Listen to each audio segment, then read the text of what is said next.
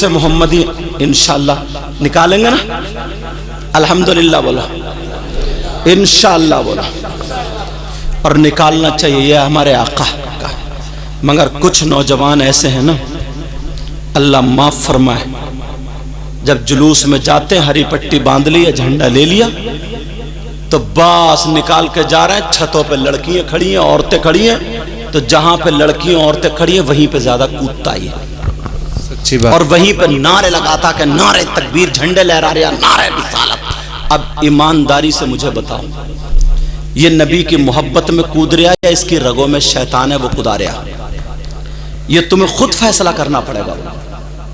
کیا نبی کے غلام کا یہی معاملہ ہوتا ہے؟ کیا یہ ہو سکتا ہے؟ بس موبائلوں پہ جس کی جہاں بات چل رہی ہے اس گلی سے نکل گیا تو ایسا لگتا سب سے بڑا عاشق رسول یہی ہے، اکیلے ہی دھوم مچائے پڑا پورے محلے میں۔ تھوڑا سا تو یار ہمیں بدلنا ہوگا نا، تھوڑا سا تو اپنے آپ کو چینج کرنا ہوگا نا۔ ہر جگہ ہر بات اچھی نہیں ہوتی، سمجھ میں آ رہی بات؟ یہ کوئی کہیں غیر مسلموں کے محلے سے نکلے تو ایسے نعرے لگائیں گے جو نہیں لگانا چاہیے کہ ہم سب ایک ہیں، ہم سب، ابا کا کہنا نہیں مانتا اور ہم سب ایک ہیں۔ یہ سوچنے کی بات ہے، کیا ایک ہے؟ بڑے بھائی کو ادھر پھینک دیا، چھوٹے کو ادھر پھینک دیا، کہ ہم سب ایک ہیں۔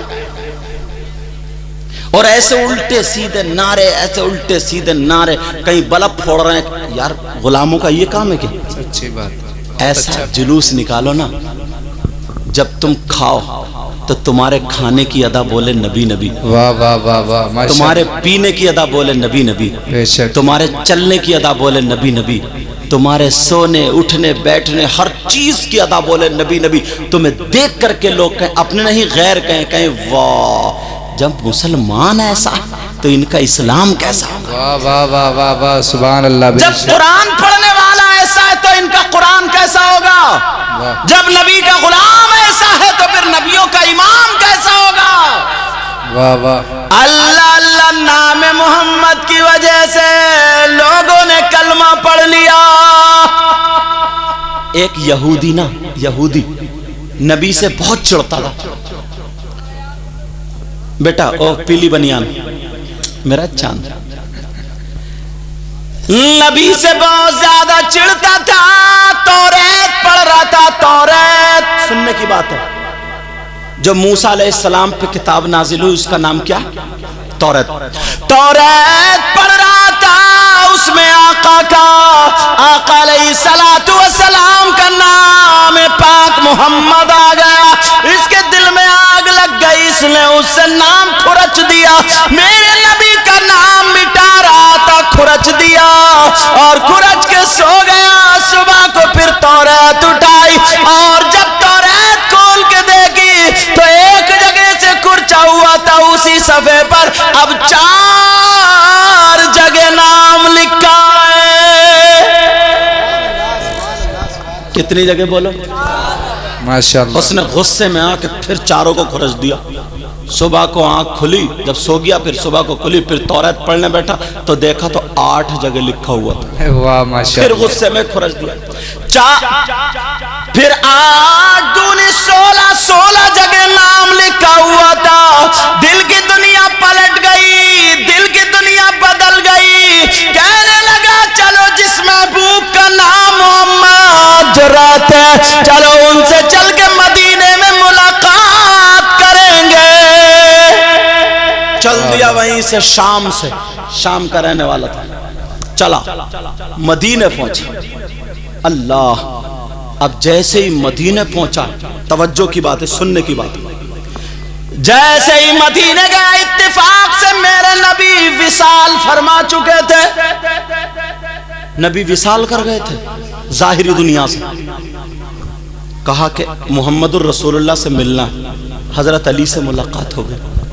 حضرت علی بولے وہ تو ظاہری دنیا سے چلے گئے، روتا پھرتا تھا، کہتا تھا مجھے ایک مرتبہ چہرہ دکھا دیا جائے، ایک مرتبہ صرف جس کے نام نے میرے دل کی دنیا پلٹ دی ہے۔ کہا علی، جو کپڑا محمد الرسول اللہ پہنتے ہیں اس کا ایک ہی ٹکڑا دکھا دو۔ حضرت علی کے پاس میرے آقا کا کپڑا تھا. حضرت علی نے وہ کپڑا اس کو دے دیا. اس نے سونگا اور چوما اور چوم کر کے سیدھا نبی کے روضے پہ چلا گیا اور وہاں پر جا کر کے اس نے کلمہ پڑھا, کپڑے کو گواہ بنا کر کے کہا لا الہ الا اللہ محمد الرسول اللہ, اور اس نے وہیں پہ دعا مانگی اے اللہ مجھے آقا کے روضے سے اٹھنے مت دینا, یہیں پہ موت عطا فرما دینا. حضرت علی فرماتے ہیں 1 منٹ نہیں گزرا اس کا انتقال ہو گیا. واہ واہ بے شک. 1 منٹ نہیں گزرا اس کا انتقال ہو گیا. ایسے بھی لوگ تھے, ایسے عاشق تھے. جب یہ باتیں پھیلی, حضرت عمر کا جب دور آیا, تم اپنے انداز دیکھیو, تم کسی کو سلام نہیں کر سکتے. غرور, تکبر, گھمنڈ بچوں میں, نوجوانوں میں یہ سلیقہ ختم ہو گیا. اب کوئی بڑا اگر آیا تو اٹھ کے کھڑا نہیں ہوگا کہ اسے بٹھال دیں, سلام نہیں کر سکتا. ادب ختم ہو گیا. بس 4 پیسے اگر اکٹھے ہو گئے بس یہ سمجھتا میں ہی سب سے بڑا ہوں. محلے کا تو الگ معاملہ, اپنے ابا کی چلنے نے کہتا ابا تم چپ کر رہی ہو, تم نے کچھ نہیں دیکھا, میری مرضی سے گھر بنے گا. ابا بیچارے دبے بیٹھے, ہاں بنا لو کیا کریں, دل پھٹ رہے ابا کا. مگر ذرا سنو, 2 میاں بی بی, ان کو تھوڑی تکلیف, وہاں کا جو حاکم تھا نا وہ تھوڑا دباؤ ڈال رہا تھا, تو وہ حضرت عمر کی بارگاہ میں چلا شکایت کرنے. 22 لاکھ مربع میل کا بادشاہ حضرت عمر, تو ان کا نام کتنا تھا, روب دبدبا. میرے نبی فرماتے ہیں میرا عمر وہ ہے نا جس راستے سے اگر چل دے تو شیطان بھی ہٹ جاتا. چلو ہٹو, عمر آ رہے ہیں. شیطان وہ دونوں میاں بی بی مدینے کو جا رہے ہیں. حضرت عمر کی بارگاہ میں شکایت رکھنا, ملاقات کرنی ہے. ذہن میں یہ تھا بہت بڑے بادشاہ, بہت بڑے سینکڑوں آدمی در حفاظت کے لیے کھڑے ہوں گے, مگر اس کی بیوی بچے کی امید سے تھی. مدینے کے قریب پہنچی, اس کو درد شروع ہو گیا. درد شروع ہوا, اس نے اپنا پڑاؤ ڈال لیا. عورت چیخنے لگی, رات کو رونے لگی کیونکہ درد شروع ہو گیا پیدائش کا. حضرت عمر نے اپنے کپڑے مزدوروں والے پہنے, وہ کپڑے جو مزدوری کرنے کے لیے لوگ جاتے ہیں پہنتے.